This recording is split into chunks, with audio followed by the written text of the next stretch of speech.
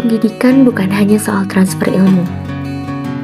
Hubungan psikologis antara guru dan murid menentukan keberhasilan belajar.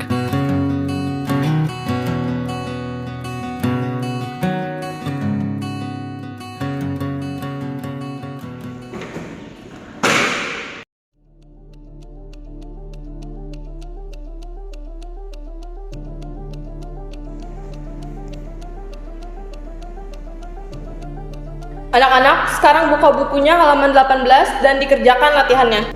Bu, kalau untuk materi ini bisa dijelaskan tidak? Sudah, kerjakan dulu saja. Kamu jangan banyak bicara. Kamu mau pintar atau banyak ngomong? Baik, Bu. Ibu keluar sebentar, kalian selesaikan tugasnya.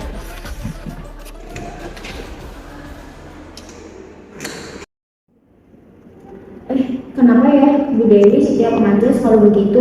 Emangnya kita bisa paham ya dengan baca materi aja? Kan perlu dijelasin juga. Jujur sikapnya juga bikin gak nyaman. Kadang kalau misalkan Bu Vina lagi marah-marah tuh, aku jadi takut buat nanya atau sekedar jawab pertanyaan. Apa dari orang tuanya begitu ya?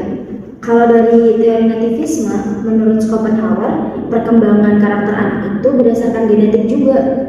Tapi jangan itu, kalau kamu tahu, John Locke sama J.B. Watson tuh malah menolak teori itu tahu, karena menurut mereka dari teori empirisme, justru yang lebih berpengaruh ke perkembangan karakteristik seseorang itu ya dari lingkungan atau pengalaman mereka. Tapi William Sartre dan Robert J. setuju sama keduanya, makanya muncul teori konvergensi yang menunjukkan bahwa karakter seseorang itu muncul karena genetik dan pengalaman juga. Oh gitu ya. Berarti kita nggak bisa salahin satunya aja ya. Jadi sebenarnya guru kita tuh bisa jadi tegas memang karena faktor genetik, tapi bisa juga karena pembentukan karakter dari lingkungannya. Bener banget. Padahal kalau dipikir-pikir, dalam psikologi pendidikan itu belajar harus sesuai sama perkembangan diri kita. Jadi guru bukan hanya sebagai penyampai materi, tapi juga sebagai pembimbing. Bener banget, apalagi kita kan masih remaja ya.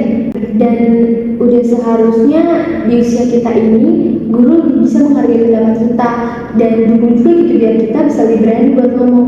Kalau misalkan cuma ditekan dengan cara otoriter, bukannya malah bikin kita makin tertekan dan kehilangan motivasi ya? Iya sih, apalagi perkembangan tiap orang kan berbeda-beda ya. Jadi guru harus paham sama teori perkembangan dan teori belajar yang tepat untuk siswa. Iya ya, semoga guru kita bisa lebih ngerti murid ya, dan gak cuma depan doang. Bener, semoga aja ya. Ya udah yuk kita kerjain lagi. Iya sih.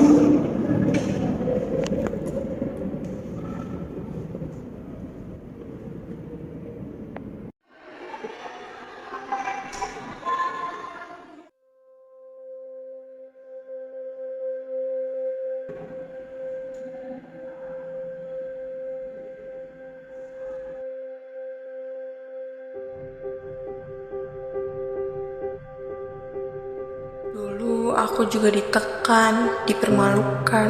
Aku pikir cara itu membuatku kuat, tapi ternyata aku hanya mengulang luka yang sama pada muridku.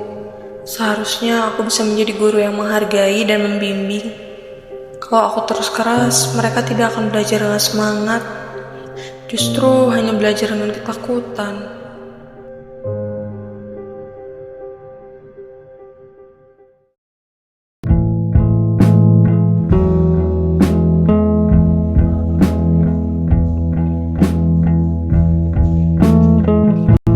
Anak-anak, ibu minta maaf ya sama kalian. Ibu terlalu keras selama ini. Guru itu kan harusnya bukan cuma jadi penyampai materi, tapi juga jadi pembimbing dan fasilitator supaya muridnya bisa belajar dengan nyaman. Jadi belajar itu nggak harus selalu serius ya Bu? Betul, dalam teori belajar itu ada banyak cara. Yang pertama misalnya ada behaviorisme yang menekankan pembiasaan lewat reward atau hukuman. Itu bisa membantu disiplin sih, tapi kalau cuma itu nanti bisa-bisa kalian merasa tertekan. Iya Bu, kadang kami juga jadi takut salah. Nah, makanya yang kedua itu ada teori kognitif. Di teori ini, kalian itu dianggap sebagai pemikir aktif. Belajar itu bukan cuma tentang kalian hafal materi loh, dimana kalian bisa memahami apa isi dari materi tersebut. Misalkan diskusi, tanya jawab, atau kalian coba gali sendiri dulu informasi dari materi tersebut. Itu yang disebut kognitif. Oh, kalau gitu belajar bisa terasa lebih masuk akal ya, Bu? Kayak kita bisa lebih benar-benar paham. Nah, betul ya. Yang ketiga itu ada teori humanisme. Di teori ini kalian itu dianggap sebagai pribadi yang utuh. Jadi belajar akan lebih bermakna kalau misalkan kalian merasa aman, merasa dihargai, dan bebas mengemukakan pendapat. Jadi di guru ini kedepannya kita jadi kelas yang hangat dan bisa saling mendukung ya. Wah, kalau begitu kami jadi lebih semangat, Bu.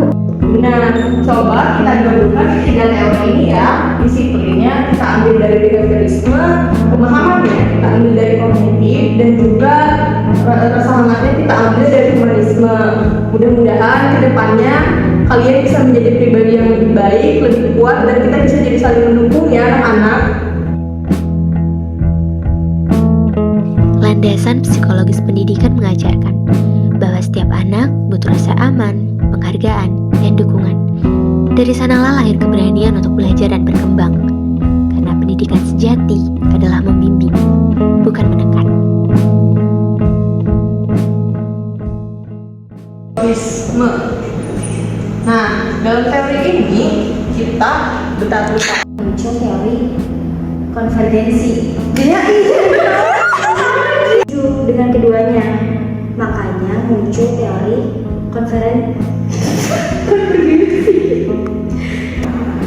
Kalian ngobrolin apa kayak cimol bojot gitu?